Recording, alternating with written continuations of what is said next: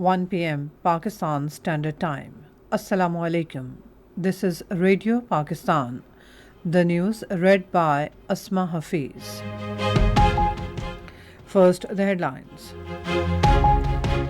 United Arab Emirates has allocated $10 billion for investment in Pakistan. Pakistan and Sri Lanka have agreed to increase cooperation in security and counter-narcotics domains. Planning Minister has reaffirmed government's commitment to further bolster strong ties with China. 10 more Palestinians have been martyred during Israeli attack on a residential apartment in Gaza. And now the news in detail. The United Arab Emirates has allocated $10 billion for investment in Pakistan. According to Emirati government media, the announcement for allocation of $10 billion for investment in Pakistan was made during a meeting between Prime Minister Shahbaz Sharif and UAE President Sheikh Mohammed bin Zayed Al Nahyan in Abu Dhabi. The President of the United Arab Emirates has made this announcement to further strengthen the economy of Pakistan and promote cooperation between the two countries. Interior Minister Mohsin Naqvi has expressed Pakistan's desire to promote relations with Sri Lanka in different sectors. He was talking to Sri Lankan High Commissioner, Admiral Retired Rabindra Chandrasiri Vijaykuranthe in Islamabad today. Interior Minister said the relations between Pakistan and Sri Lanka have been going from strength to strength for the past 7 decades. It was also agreed to increase cooperation in security and counter-narcotics domains. Minister for Planning and Development Ahsan Iqbal has reaffirmed government's commitment to further bolster strong ties with China. Addressing 13th Joint Coordination Committee of China-Pakistan Economic Corridor in Islamabad today, he said Chinese and Pakistani authorities will hold detailed discussions to address challenges regarding CPEC.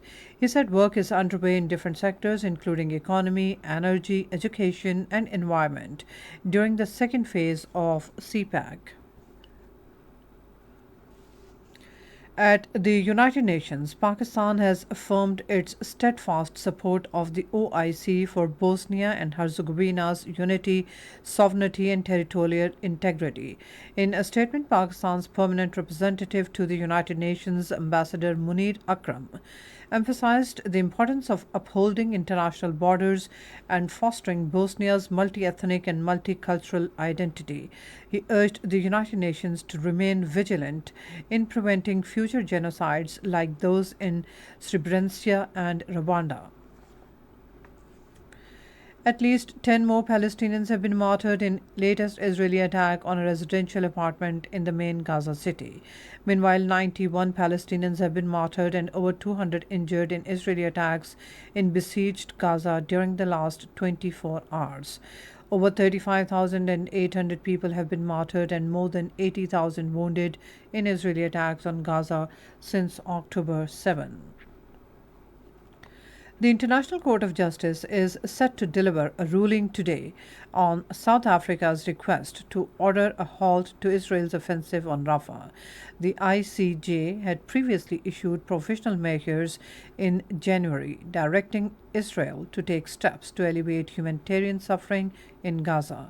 However, South Africa, in hearings last week, had asked the ICJ for additional measures, specifically aimed at halting the ongoing offensive in Rafah, where over 1 million displaced Palestinians have sought refuge. In Indian illegally occupied Jammu and Kashmir, 7 people have been killed and 20 others injured in a road accident. The accident happened when a minibus collided with a truck on the Delhi Jammu National Highway this morning.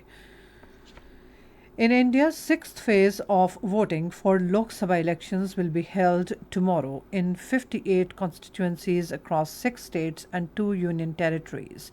The Lok Sabha elections are being held in 7 phases until June 1st, while polling for 5 phases have been completed.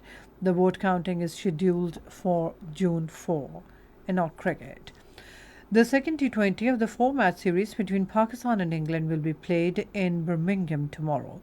The first match between both teams was called off without a ball being bowled because of rain in Leeds on Wednesday. And that's all from the newsroom. For more news and analyses, log on to our website radio.gov.pk and also watch live video streaming of our bulletins on the link facebook.com/Radio Pakistan News Official.